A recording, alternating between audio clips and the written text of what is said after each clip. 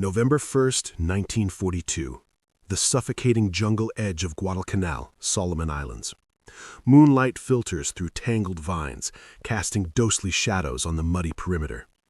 Private First Class Sidney Phillips, 1st Marine Division, hunkers in a shallow foxhole, his Winchester Model 1897 trench gun slick with humidity and sweat. The air hangs heavy with the rot of vegetation and the distant boom of naval guns. You can almost feel the mosquitoes swarming, hear the rustle of leaves that could be wind or something worse. No warning. A piercing cry shatters the night. Banzai! It echoes through the undergrowth, multiplying as hundreds of Japanese voices join in. Lieutenant Colonel Louis Chesty Puller's lines brace. The Imperial Japanese Army 2nd Infantry Division, under Major General Tadashi Sumiyoshi, launches another desperate charge, bayonets fixed, Arisaka rifles gleaming in the dim light. They burst from the foliage like a human wave, faces twisted in fanatic resolve, screaming for the Emperor. Phillips racks the slide on his 12-gauge pump action. The metallic cha-chunk cuts through the chaos. Beside him, Corporal John Basilone mans a .30 caliber machine gun, but in this close press, it's the shotguns that will decide. The Japanese infantry, clad in khaki tropical uniforms, close the gap at a sprint. 20 yards, 15, 10. They expect rifles, maybe Thompsons, not this. The first blast from Phillips' Winchester erupts like thunder. Buckshot sprays in a deadly cone, shredding vines and flesh alike. 3 Japanese soldiers crumple mid-stride, bodies jerked back as if yanked by invisible wires.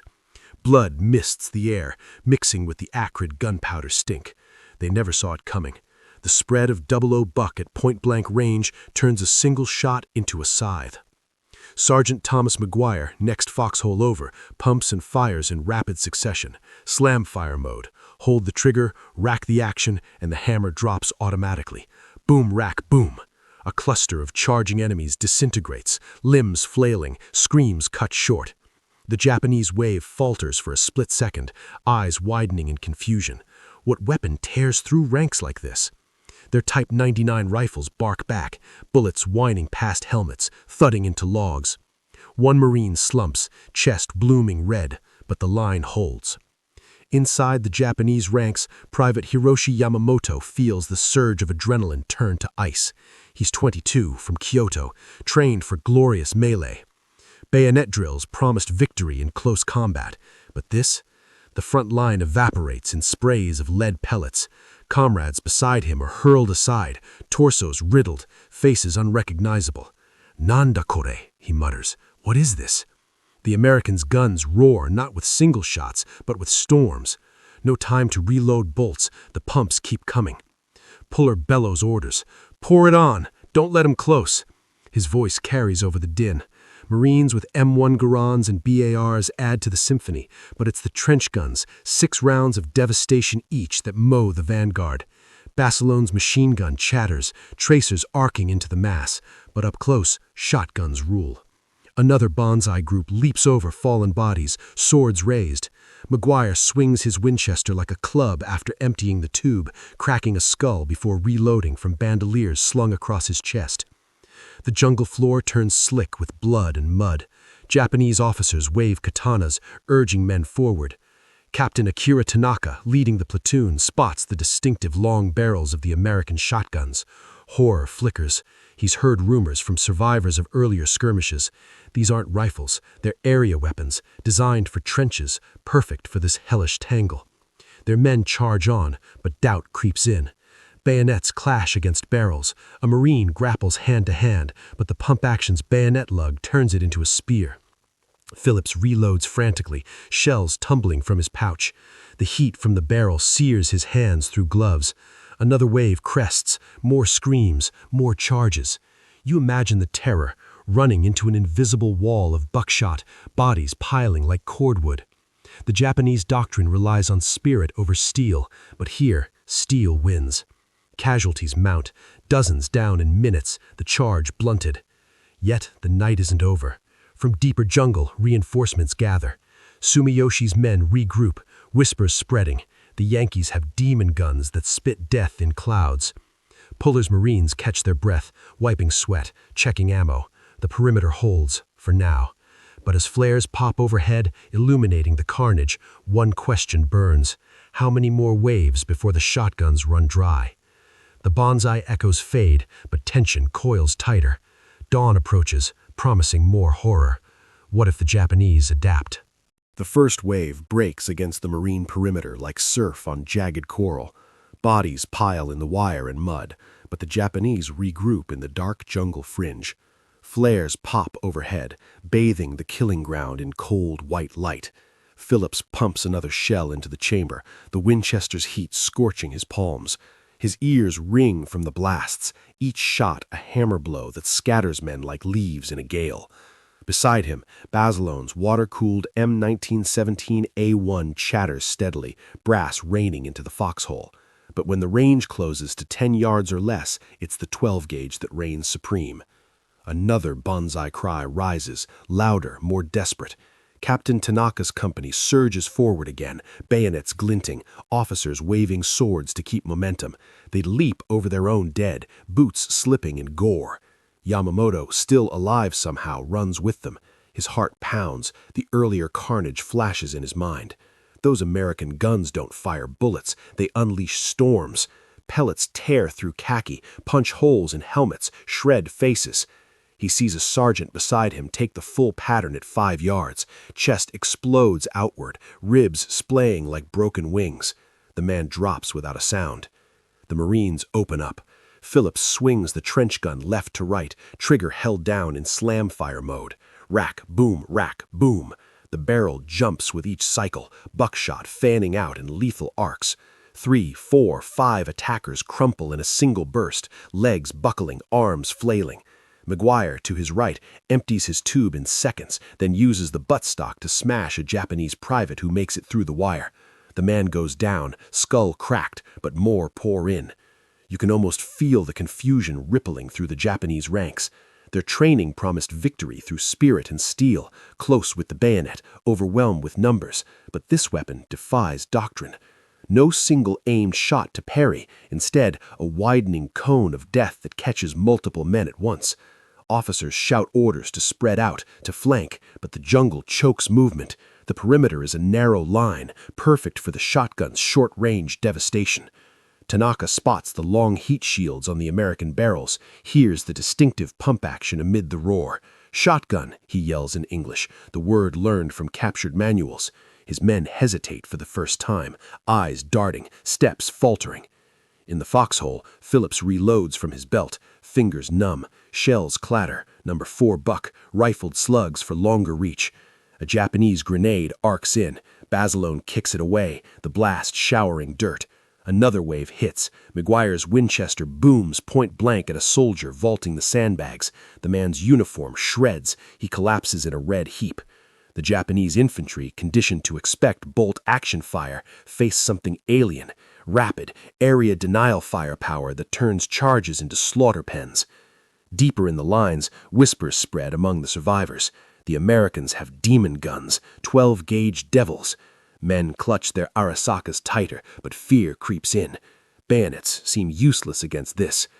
Yamamoto, now wounded, pellets in his thigh, crawls back toward cover. He sees comrades hesitate, then break. The Banzai spirit frays when the front ranks vanish in sprays of lead.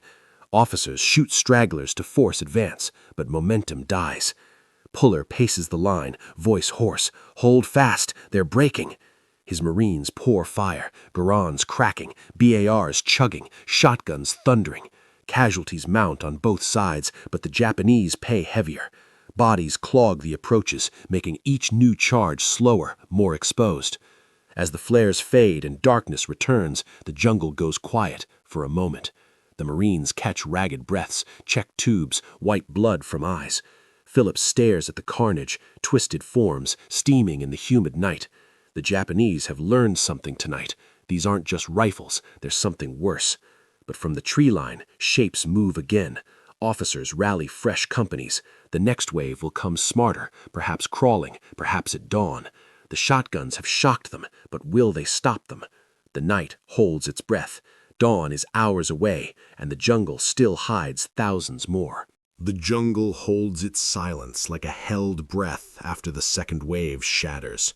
Bodies steam in the cooling mud, the metallic tang of blood thick enough to taste.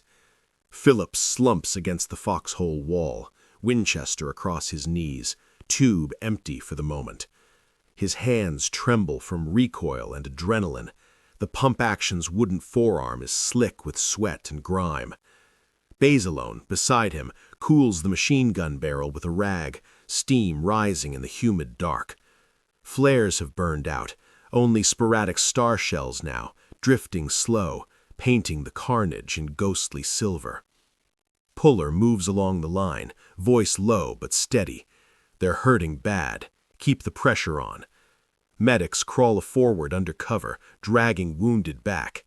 A Marine groans nearby, gut shot by an Arasaka round that slipped through during the melee. Phillips forces his eyes away. The perimeter is littered, Japanese dead tangled in wire, some still twitching. The 12-gauge has done its work. Wide patterns at close range turned charging squads into broken heaps. No clean kills, just shredded khaki and silence where screams should linger. In the Japanese assembly areas, half a mile back in the dripping foliage, Captain Tanaka kneels beside a wounded runner. The man gasps reports. The front, gone. Their guns spit clouds of death. Men fall in groups, no chance to close. Tanaka's face tightens. He's seen the aftermath. Comrades with torsos pulped, faces erased by buckshot. The Winchester Model 1897, that long-barreled trench gun with its heat shield and slam-fire capability, defies everything the Imperial Army drilled. Bayonet charges rely on momentum, on overwhelming a line before it can reload. But these American shotguns reload in a heartbeat, pump, fire, and each blast covers a fan that catches 3, 4, 5 men at once. Private Yamamoto, thigh bound with a torn strip of uniform, limps to a makeshift aid post. A medic wraps his pellet wounds. The lead is still embedded, burning like fire ants. Yamamoto stares at the dark canopy, mind replaying the horror. He expected rifles, crack, reload, crack, not this roaring storm that turns brothers into red mist. They have no honor in their weapons, he whispers to a comrade. The other man nods, eyes hollow. The Banzai spirit, that unbreakable will, cracks under something new, fear of the unknown. How do you charge into a weapon that doesn't aim but sweeps? Officers gather in low voices. Major General Sumiyoshi's orders stand, attack until the airfield falls. But the cost climbs. Each failed wave leaves fewer men, more doubt. Tanaka proposes a change. Infiltrate at first light, crawl under cover, use grenades to suppress the shotgun positions before the charge. No more blind rushes. The shotgun has forced adaptation or retreat. But retreat means dishonor. They choose adaptation. Fresh companies move up, bayonets dulled with mud for silence, orders whispered, spread out, avoid clusters, target the long-barreled guns first. Back at the Marine line, dawn bleeds gray through the trees. Phillips reloads, shells from a bandolier, fingers steadier now. He hears movement in the jungle, rustles, low commands in Japanese. Not the wild screams this time, something quieter, more deliberate. McGuire racks his own Winchester, mutters, "They're coming smarter." Basilone swings the machine gun arc, belts linked fresh. The first infiltrators appear at the wire, crawling, then rising in small groups. A grenade sails in. It explodes short, showering dirt. Phillips swings the trench gun, fires once. Boom! The spread catches two crawlers, hurling them back. But more slip through gaps. A Japanese private makes it to the sandbags, bayonet thrusting. Phillips parries with the barrel, pumps, fires point blank. The man vanishes in a red cloud. The fight shifts, hand to hand in places, shotguns booming in confined fury. The Japanese have learned, don't bunch up. But the jungle favors the defender. The 12-gauge still rules when ranges collapse to feet. Screams mix again, now mingled with confusion. Why won't the demon guns stop? As light strengthens, the attack intensifies. Puller shouts encouragement. The Marines hold, but ammo dwindles. The Japanese press harder, driven by officers' pistols behind them. One question hangs in the gun-smoke dawn. Can Spirit overcome the shotgun's brutal efficiency, or will the next wave finally break through? The jungle awakens to a new kind of slaughter. Sunrise ignites the jungle canopy in streaks of gold and blood red. November 1st, 1942, 06:30 hours. The perimeter at the Tenaru River sector steams with mist and gun smoke. Phillips wipes sweat from his brow, Winchester cradled like a trusted friend. The tube is loaded fresh, 6 rounds of 00 buck waiting. His foxhole is a shallow grave of spent shells and blood-soaked sandbags. Basilon's machine gun barrel glows dull orange from sustained fire. Water jackets hiss as coolants evaporate. The night's toll shows. Japanese dead carpet the approaches in heaps, khaki uniforms dark with gore, bayonets still clutched in rigid hands. Puller stands exposed on a rise, binoculars scanning the tree line. His voice carries, "Here they come again. Make every shot count." The Marines brace, exhausted, dehydrated, but unbowed. From the jungle edge, the Japanese emerge not in wild rushes now, but in disciplined skirmish lines. Captain Tanaka has adapted. Men spread wide, crawling low, using fallen logs and shell craters for cover. Grenades arc ahead, bursting in dirty fountains to suppress the shotgun positions. Arisaka rifles crack in aimed volleys, forcing heads down. The first infiltrators reach the wire. A Japanese corporal rises, bayonet fixed, lunging toward Phillips's hole. Phillips swings the trench gun up. Boom! The spread catches the man and his flanking partner at 6 yards. Both bodies jerk violently, shredded torsos collapsing in a tangle. The pump racks again, almost instinctively. Slam fire engages. Hold trigger, rack, fire. Boom, rack, boom. A small knot of attackers vanishes in red spray, momentum stolen.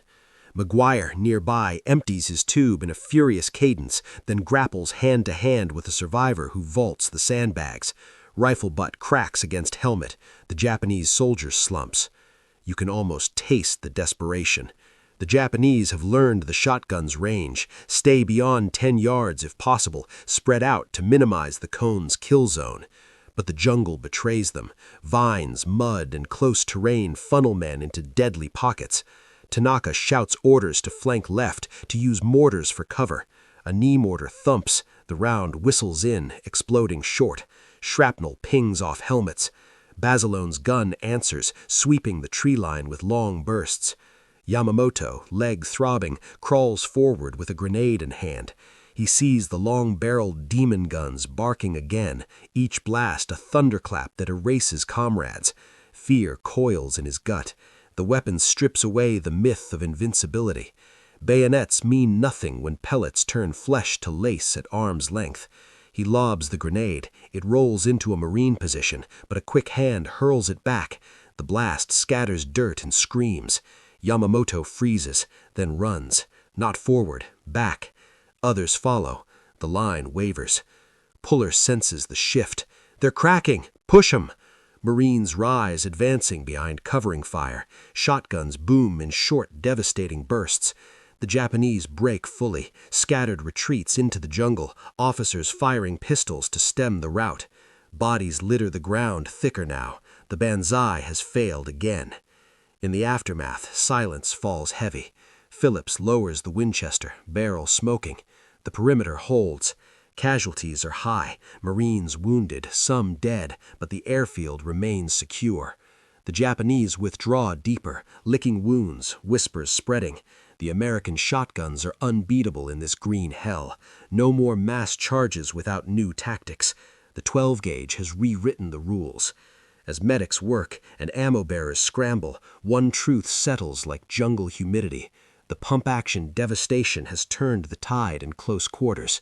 The Japanese infantry never saw it coming, and now they may never forget it. The battle for Guadalcanal rages on, but this night the shotgun has spoken loudest. The jungle closes in, but the line holds. The demon gun has done its work.